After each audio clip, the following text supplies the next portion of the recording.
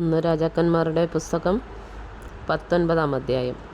ഏലിയാവ് ചെയ്തതൊക്കെയും അവൻ സകല പ്രവാചകന്മാരെയും വാൾ കൊണ്ട് കൊന്ന വിവരമൊക്കെയും ആഹാബ് ഇസബേലിനോട് പറഞ്ഞു. ഇസബേൽ ഏലിയാവിൻ്റെ അടുക്കൽ ഒരു ദൂതനെ അയച്ച്, നാളെ ഈ നേരത്ത് ഞാൻ നിന്റെ ജീവനെ അവരിൽ ഒരുത്തൻ്റെ ജീവനെപ്പോലെ ആക്കുന്നില്ല എങ്കിൽ ദേവന്മാർ എന്നോട് തക്കണവും അധികവും ചെയ്യുമാറാകട്ടെ എന്ന് പറയിച്ചു.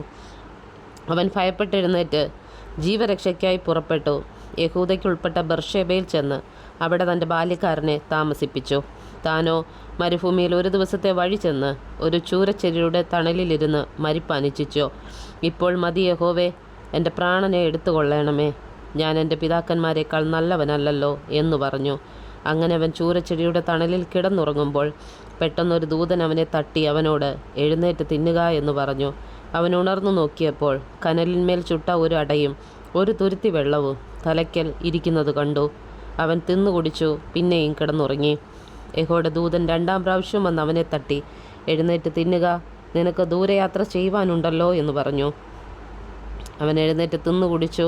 ആ ആഹാരത്തിൻ്റെ ബലം കൊണ്ട് 40 പകലും 40 രാവും ദൈവത്തിൻ്റെ പർവ്വതമായ ഹോരേബോളം നടന്നു.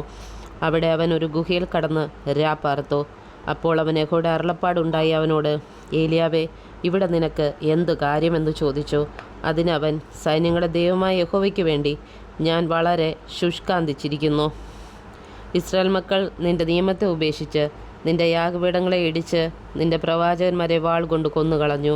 ഞാൻ ഒരുത്തൻ മാത്രം ശേഷിച്ചിരിക്കുന്നു, അവർ എനിക്കും ജീവഹാനി വരുത്തുവാൻ നോക്കുന്നു എന്ന് പറഞ്ഞു. നീ പുറത്തു വന്ന് പർവ്വതത്തിൽ യഹോവയുടെ മുമ്പാകെ നിൽക്ക എന്ന് അവൻ കൽപ്പിച്ചു. അപ്പോൾ ഇതാ, യഹോവ കടന്നു പോകുന്നു. ശക്തിയുള്ള ഒരു കൊടുങ്കാറ്റ് യഹോവയുടെ മുമ്പിൽ പർവ്വതങ്ങളെ കീറി പാറകളെ തകർത്തു. എന്നാൽ കാറ്റിൽ യഹോവ ഇല്ലായിരുന്നു. കാറ്റിൻ്റെ ശേഷം ഒരു ഭൂകമ്പമുണ്ടായി. ഭൂകമ്പത്തിലും യഹോവ ഇല്ലായിരുന്നു. ഭൂകമ്പത്തിൻ്റെ ശേഷം ഒരു തീയിലും യഹോവ ഇല്ലായിരുന്നു. തീയുടെ ശേഷം സാവധാനത്തിലൊരു മൃദുസ്വരമുണ്ടായി. ഏലിയാവ് അത് കേട്ടിട്ട് തൻ്റെ പുതപ്പുകൊണ്ട് മുഖം മൂടി പുറത്തു വന്ന് ഗുഹാമുഖത്തു നിന്നു.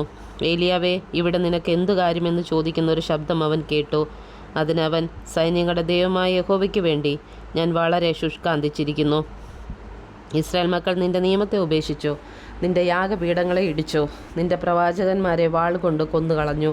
ഞാൻ ഒരുത്തൻ മാത്രം ശേഷിച്ചിരിക്കുന്നു, എനിക്കും അവർ ജീവഹാനി വരുത്തുവാൻ നോക്കുന്നെന്ന് പറഞ്ഞു. യഹോവ അവനോട് അരുളി ചെയ്തതെന്തെന്നാൽ, നീ പുറപ്പെട്ട് ദമ്മേശക്കിൻ്റെ മരുഭൂമി വഴിയായി മടങ്ങിപ്പോക.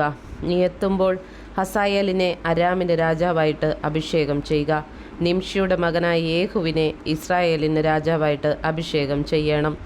ആബേൽ മെഹോലയിൽ നിന്നുള്ള സാഫാത്തിൻ്റെ മകനായ ഏലിശയെ നിനക്ക് പകരം പ്രവാചകനായിട്ട് അഭിഷേകം ചെയ്യുകയും വേണം. ഹസായേലിൻ്റെ വാളിന് തെറ്റിപ്പോകുന്നവനെ യേഹു കൊല്ലും, യേഹുവിൻ്റെ വാളിന് തെറ്റിപ്പോകുന്നവനെ ഏലിശ കൊല്ലും. എന്നാൽ ബാലിന് മടങ്ങാത്ത മുഴങ്കാലും അവനെ ചുംബനം ചെയ്യാത്ത വായുമുള്ളവരായി ആകെ 7000 പേരെ ഞാൻ ഇസ്രായേലിൽ ശേഷിപ്പിച്ചിരിക്കുന്നു. അങ്ങനെ അവൻ അവിടെ നിന്ന് പുറപ്പെട്ട് സാഫാത്തിൻ്റെ മകനായ ഏലിശയെ കണ്ടെത്തി. അവൻ 12 ഏർക്കാളയെ പൂട്ടി ഒഴിവിച്ചുകൊണ്ടിരുന്നു. 12-ാമത്തേതിനോടുകൂടെ താൻ തന്നെയായിരുന്നു. ഏലിയാവ് അവൻ്റെ അരികെ ചെന്ന് തൻ്റെ പുതപ്പ് അവൻ്റെ മേലിട്ടു. അവൻ കാളയെ വിട്ട് ഏലിയാവിൻ്റെ പിന്നാലെ ഓടി. ഞാൻ എൻ്റെ അപ്പനെയും അമ്മയും ചുംബിച്ചു കൊള്ളട്ടെ, അതിൻ്റെ ശേഷം ഞാൻ നിൻ്റെ പിന്നാലെ വരാമെന്ന് പറഞ്ഞു. അതിനവൻ, പോയി വരിക, എന്നാൽ ഞാൻ നിനക്ക് എന്തു ചെയ്തിരിക്കുന്നു എന്നോർക്ക എന്ന് പറഞ്ഞു. അങ്ങനെ അവനെ വിട്ടു ചെന്ന് ഒരേർക്കാളയെ പിടിച്ചു അറുത്ത് കാളയുടെ മരക്കൊപ്പ് കൊണ്ട് മാംസം പാകം ചെയ്ത് ജനത്തിന് കൊടുത്തു. അവർ തിന്നു. പിന്നെ അവൻ എഴുന്നേറ്റ് ഏലിയാവിൻ്റെ പിന്നാലെ ചെന്ന് അവന് ശുശ്രൂഷകനായി തീർന്നു.